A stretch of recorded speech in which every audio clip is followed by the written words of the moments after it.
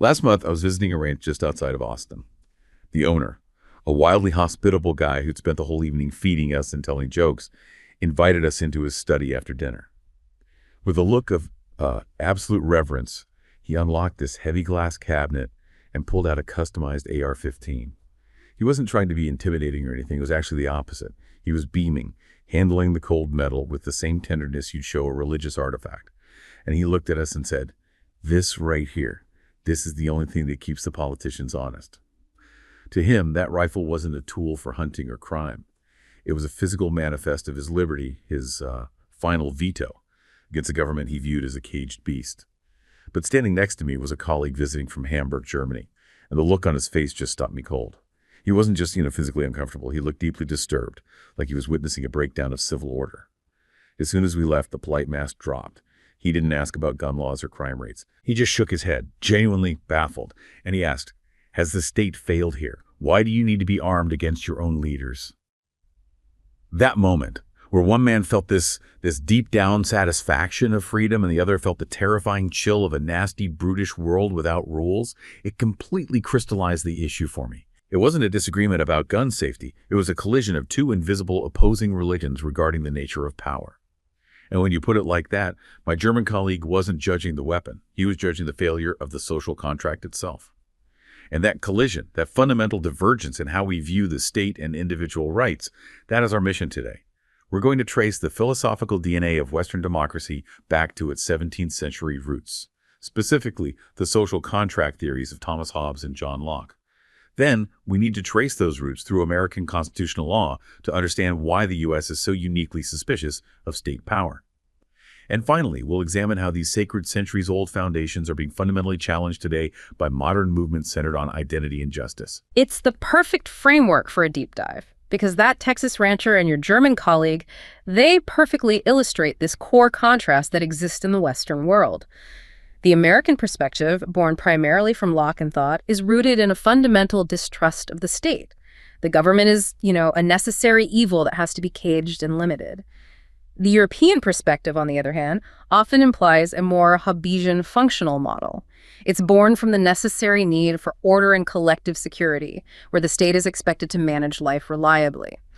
So to understand why those two men saw the same weapon so differently, we have to unpack the key philosophical differences in how Hobbes and Locke viewed human nature and, consequently, the very purpose of civil government.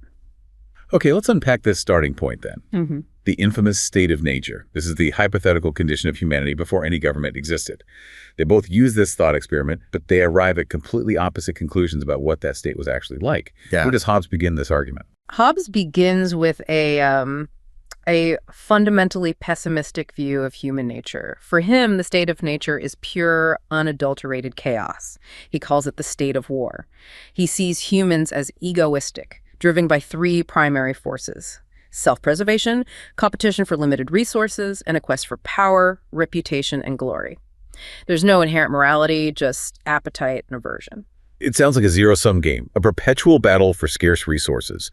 But what makes that competition so terrifying, according to Hobbes? I mean, if one person is vastly stronger, wouldn't they just dominate? Well, what's fascinating here is that Hobbes argues that the terrifying aspect of the state of nature is actually equality. Equality? How so? He says that all humans are fundamentally equal, not in strength or intelligence, but in their capacity to inflict death.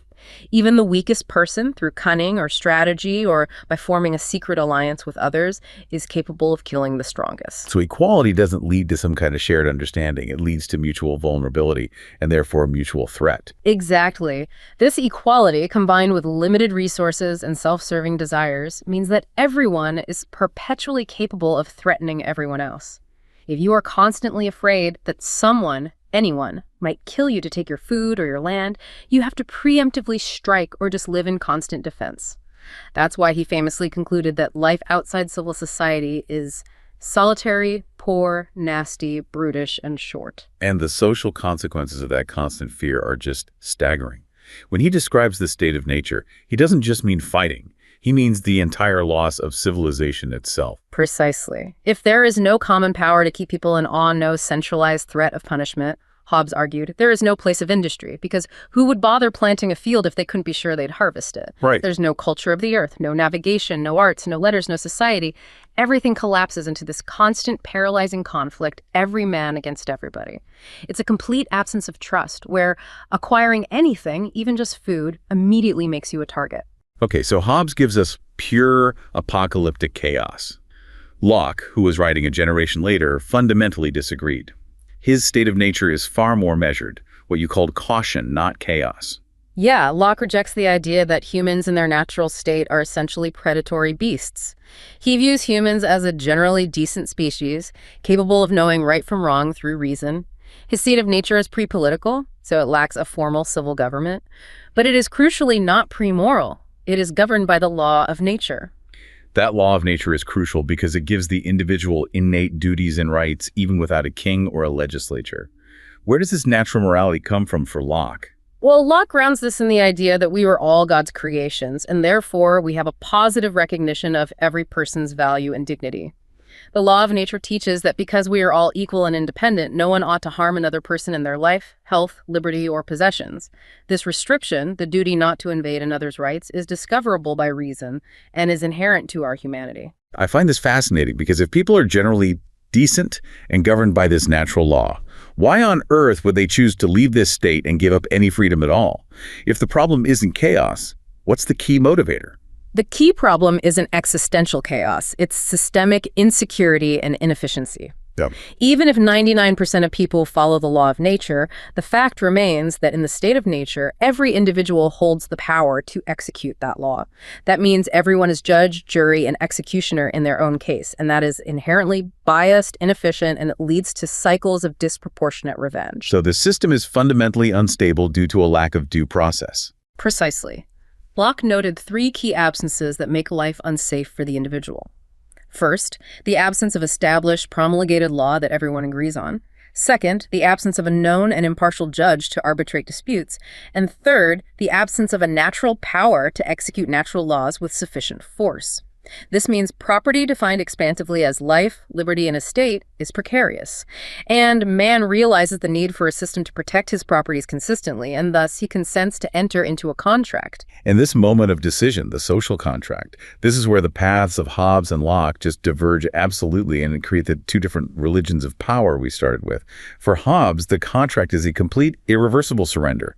For Locke, it's a temporary, limited trust. That's it, exactly. For Hobbes, escaping the perpetual state of war requires a mutual covenant where people transfer nearly all their rights and individual wills to an absolute sovereign, the Leviathan, a mortal god.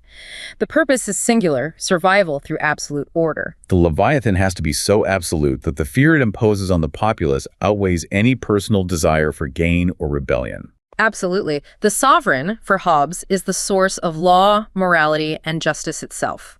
Justice doesn't pre-exist the state. The sovereign defines it. Hobbes famously declared that covenants without the sword are but words.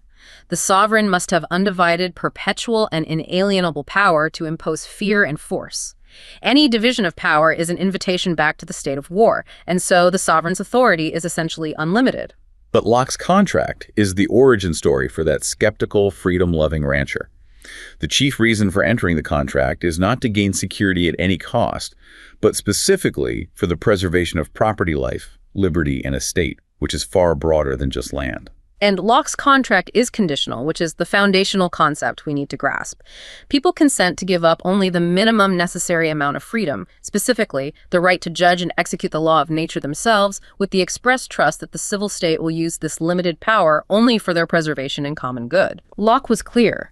No rational creature can be supposed to change his condition with the intention to be worse off. If the sovereign demands absolute surrender, well, then they are worse off than in the state of nature. That's the crucial difference. The government's legitimacy rests on the people's consent. And if that government acts without public approbation or betrays that trust, the entire deal is nullified. Correct. And this dictates the structure of the ideal sovereign. Hobbes advocated absolute monarchy, undivided power for absolute peace. Locke, however, built a system designed for limited government. He advocated for majority rule and placed the supreme power in the legislative branch, since lawmaking is the first step out of the state of nature.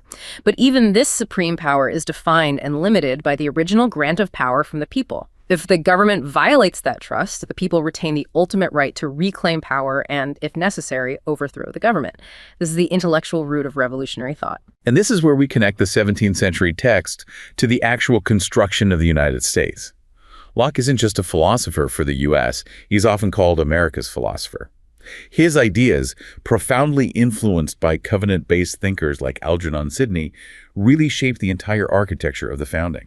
That's a critical point. American constitutionalism represents a unique merger of the secular social contract, the Lockean framework, with the theological Protestant concept of covenant. This covenant tradition, which you see in Puritan practice like the Mayflower Compact, translates the binding, mutually obligatory promise made under God into a national political compact. So the U.S. Constitution and the Declaration of Independence function as a sort of national secular Bible, a contract detailing the relationship between the people and the government that they created, not one imposed upon them. Exactly. The Declaration explicitly affirms Lockean consent. Governments are instituted among men, deriving their just powers from consent of the governed. End quote. The founders, particularly James Madison, were obsessed with limiting power because they fully internalized that Lockean distrust of the state. They created a republic with checks and balances and, critically, the Bill of Rights, which guards not only against the oppression of rulers, but also against the tyranny of the majority itself, as Madison warned in Federalist Paper 51. The whole goal, Lockean in nature, was to protect natural rights and property.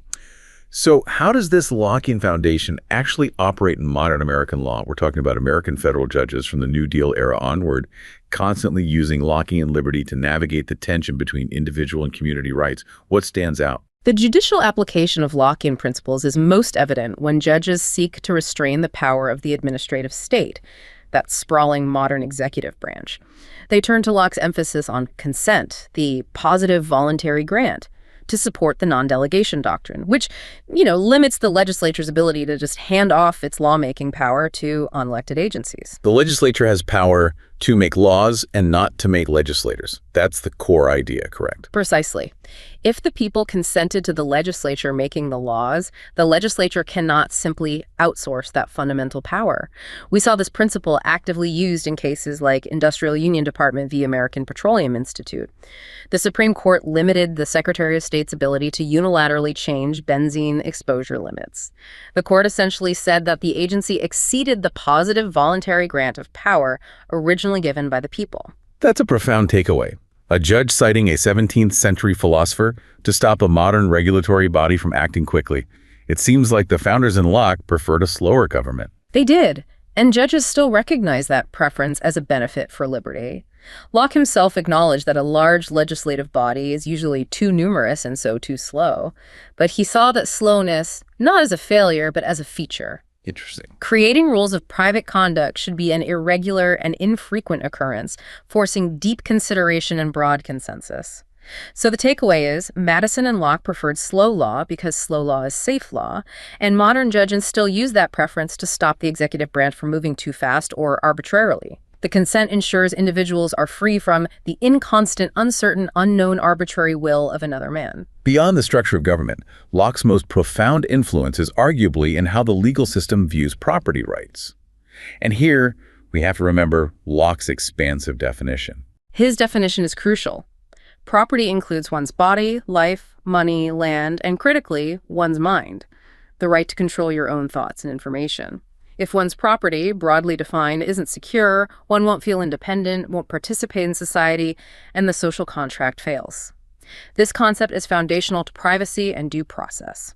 Can you give us a concrete example of that expansive property right in a legal context? Certainly. We see this in landmark cases dealing with bodily autonomy and privacy. For instance, in historical cases involving radiation experiments conducted on patients without their knowledge or consent, courts have retroactively viewed the lack of informed consent as a deep violation of property rights, specifically the property rights one has over their own body and mind. Property, in this Lockean view, preserves independence, fosters trust in the community, and is essential for all other liberties. Without secure property, liberty is meaningless. Now, we need to address the balance. Does American law treat this Lockean property right as absolute, or is there a communal check on it? It is absolutely not absolute. Judicial interpretation reinforces that property liberty, while a natural right, can be restricted if there is a significant community interest. For example, if a severe community-threatening crime is committed, one might lose a professional license, which constitutes a property interest. This aligns with Locke's own caveat. The individual enters the state for the mutual preservation of himself and society. And we see that same tension, individual right versus public good, in the area of religious liberty, which Locke's concept of toleration essentially pioneered. Yes. Locke demanded a clear separation of the church and state, arguing that the political community's authority must be limited over men's souls.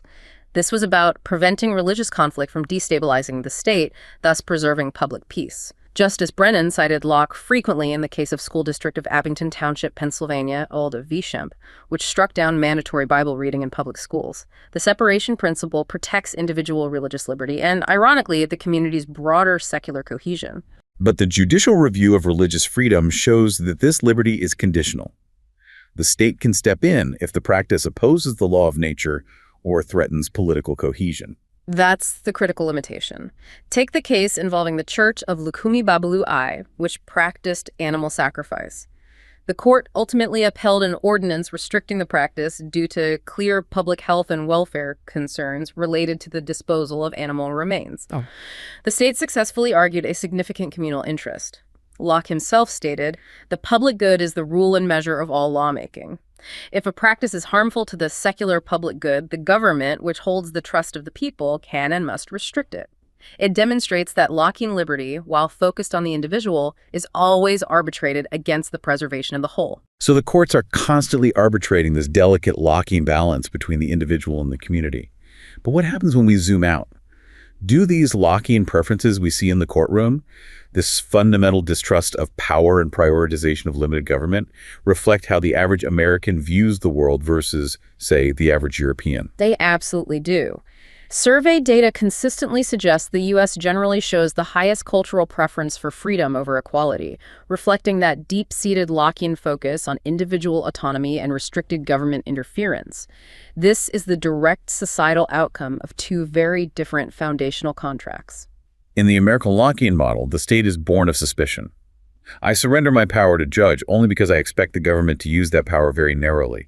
The laws exist primarily to enforce my pre-existing natural rights. What about the implied European model, the functional contract that my German colleague seems to expect? That model, which holds subtle echoes of Hobbes, is where the state is seen as the necessary provider of comprehensive collective security and order. The expectation is that the state must be robust, effective, and capable of managing life comprehensively. If you need an armed rifle for protection against your leaders, then the state has functionally failed to hold up its end of the bargain, which is to provide absolute stability and peace. In pure Hobbesian terms, security is the highest value. It is. In that functional contract, stability and order are paramount, and the sovereign's command is the law, defining and maintaining that stability absolutely. The individual isn't necessarily seen as the enemy, but the collective peace is the ultimate good. We see this manifested in practical governance, too. Look at data privacy. Okay. The U.S. approach, rooted in the Fourth Amendment, a locking privacy right protecting the individual from the state, is often reactive. Whereas in Europe, you have comprehensive laws like GDPR that are proactive and enforceable across the entire economy. Exactly. This is where the Hobbesian echo appears. The state takes on the responsibility to impose a broad, mandatory order collective security for data and privacy by demanding surrender from private actors and corporations, not just the government. The American system asks, what must the individual give up? The functional European system asks, what must the state ensure for the collective good? But even in the Lockean framework, you noted there's a communitarian aspect to the law of nature, the preservation of mankind. So where do American courts draw the line? At what point does the individual's freedom become subordinate to the community's need for cohesion? That line is drawn when the exercise of individual freedom fundamentally undermines the social bonds the contract was meant to protect. While Lockean jurisprudence often favors individual autonomy, the system retains the capacity to prioritize social cohesion when the community is sufficiently threatened. We saw this in the judicial decision regarding the man putting swastikas in public. Remind us of that case and the specific reasoning used to justify the infringement on what might otherwise be protected privacy rights. In that instance, the individual was placing swastikas at various public locations, signaling hate speech and posing a threat to community security. When the government sought to gather personal information via tower dumps, a technique that often violates the Lockean preference for individual privacy under the Fourth Amendment, the judge ultimately ruled in favor of the government. Why? The reasoning was explicit. Consenting to a society, that is, entering the social contract, implies a fundamental agreement to uphold social bonds and ensure mutual preservation. When one's behavior, such as spreading symbols designed to threaten and terrorize, actively undermines the community's security and social bonds, that individual can be deemed to have forsaken their right to absolute privacy. The communal interest in preventing widespread fear and violence trumped the individual's interest in privacy. That's a powerful illustration. The Lockean framework allows for freedom and suspicion of the state. But if your exercise of freedom undermines the very thing the contract was created for, mutual preservation and social cohesion, then those rights become conditional. It's a pragmatic check on pure individualism. It confirms that even in the ultimate Lockean state, the contract relies on a modicum of trust and stability. The individual and community liberties are mutually reinforcing because both rely on cohesion. And if the government can demonstrate a valid, significant interest in the public good, an interest that aligns with Locke's own cautions, it will limit private matters. Now we take these 17th century foundations of law and trust and look at the 21st century fault lines that are challenging them.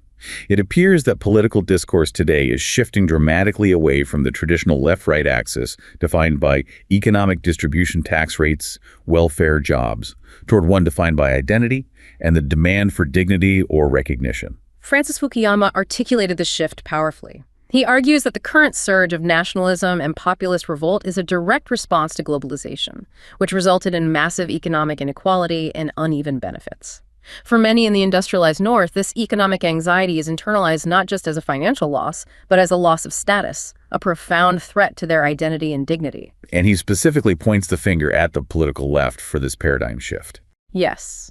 Fukuyama suggests the left made a strategic error by abandoning a focus on broad economic justice politics of distribution, like universal healthcare, and instead narrowed its focus to identity politics, or the politics of recognition for racial, gender, and sexual justice.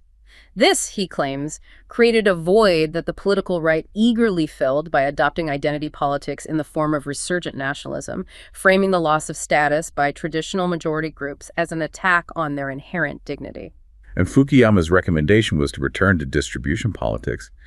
But critics argue that this framing fundamentally misunderstands what these identity movements were asking for in the first place. Exactly. This is the core of the critique put forth by scholars like Nancy Fraser and Athena D. Mutua. They argue that Fukuyama is flawed because he ignores the necessary distributional claims inherent in movements for racial and gender justice, painting them only as struggles for cultural respect. So these movements weren't just asking for dignity or cultural respect. They were fighting economic subordination, too. They were struggling on two fronts simultaneously. We can use Nancy Fraser's framework here to clarify this.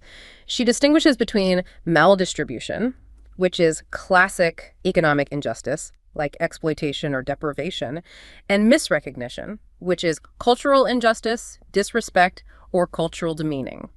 For subordinate groups, particularly defined by race, the struggle is often bivalent, meaning it encompasses both economic maldistribution and cultural misrecognition in mutually reinforcing ways. You can't separate them. This sounds conceptually dense. Can we anchor these terms in a relatable real-world issue? Sure. Think about the wage gap for women or minorities. The lower pay is maldistribution, a direct economic deprivation. But the reason for the lower pay is often misrecognition, the underlying cultural structures that devalue their labor or assume incompetence based on identity. You cannot fix the wage gap, the maldistribution, without addressing the cultural bias, the misrecognition. That distinction clarifies why distribution-focused policies often fall short. Let's talk about the remedies Fraser suggests, because she differentiates between those that tinker and those that tear down. Right, so we have two types: affirmative remedies and transformational remedies. Affirmative remedies are designed to correct unequal outcomes without disturbing the underlying generative framework. They arrange things after the injustice has occurred. Give us an example of an affirmative remedy for each type of injustice. For maldistribution, you have the liberal welfare state providing income subsidies or poverty relief, like Fukuyama's example of the Affordable Care Act. It arranges money after the fact.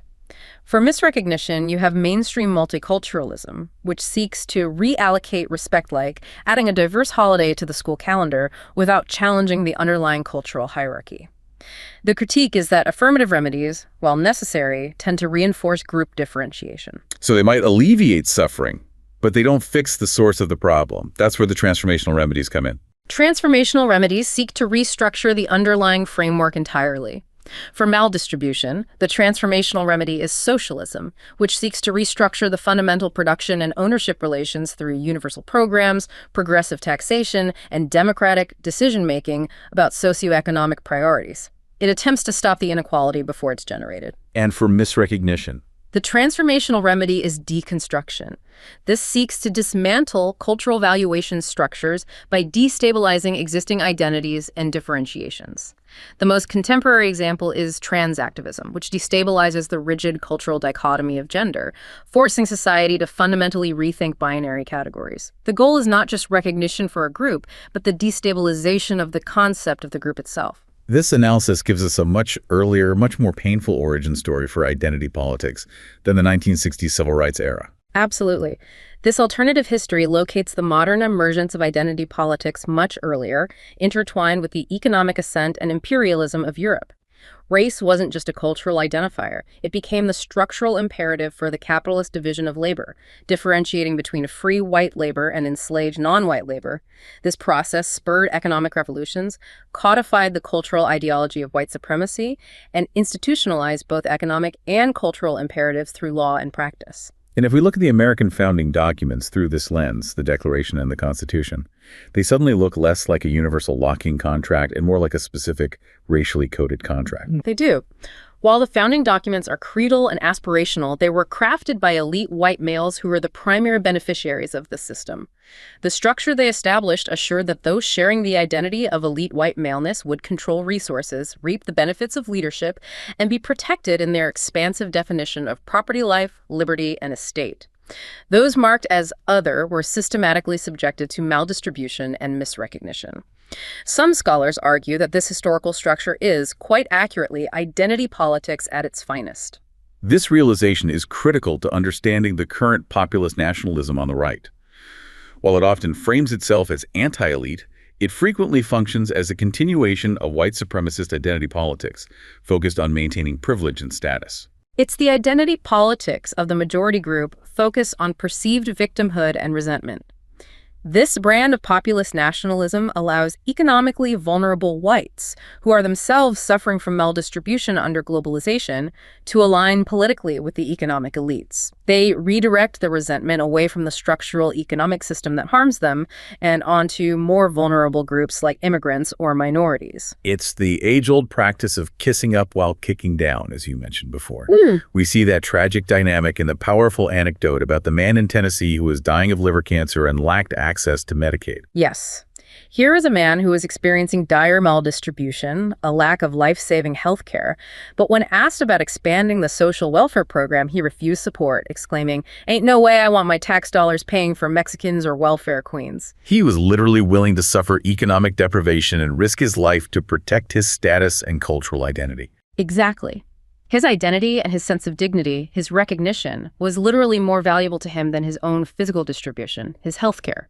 It shows that large segments of the population remain committed to this system only in as much as it can guarantee their status and control over resources, buoyed by the politics of resentment. This reveals a fundamental challenge. The established Lockean contract, focused on individual property and rights, may be structurally insufficient to address these deep-rooted bivalent issues of race and class. So the current crisis forces us to confront whether the 17th century foundations of American liberalism can survive this profound challenge to their legitimacy, especially when historically excluded groups have always been fighting for a broader transformational vision of democracy. Indeed. Liberal democracies, historically resting on dominant ethnic groups, can only be improved by coalition politics favoring the excluded. The Black freedom struggle, for instance, has always been about labor control, power, and resources. It was deeply bivalent from the beginning. That struggle pushed the concept of democracy far beyond its narrow, liberal, Lockean qualifications, demanding a reconstruction that addresses both economic and cultural inequalities simultaneously if we are ever to achieve true social cohesion. When we return to the moment that started this deep dive, the confusion of your German colleague versus the pride of the American rancher, we see that the 17th century philosophical split continues to define Western political systems. The tension between prioritizing absolute security, as Hobbes did, and prioritizing limited government and freedom, as Locke did, manifests today in how citizens perceive the very legitimacy of state power and what they expect the government to protect them from. And today, modern inequality and the demands for identity and justice sharpen that contrast into an unavoidable choice. Do we accept the risk of returning to distribution-focused politics that, while well-intentioned, may only be an affirmative remedy that risks masking entrenched structural inequalities? Or do we embrace the often destabilizing but necessary transformational remedies that challenge the very contracts laid down centuries ago? This deep dive shows that even within the Lockean foundation of the U.S. Constitution, the conflict between individual autonomy and community cohesion is constantly being arbitrated, favoring social harmony only when the community is perceived to be fundamentally under threat. The ultimate measure of a society's success may not be the eloquence of its founding contract, but its willingness to acknowledge that for those historically excluded, the contract was never purely about liberty in the Lockean sense, but a mutually reinforcing system of economic maldistribution and cultural misrecognition, a reality that must be addressed for any true, lasting peace to be found.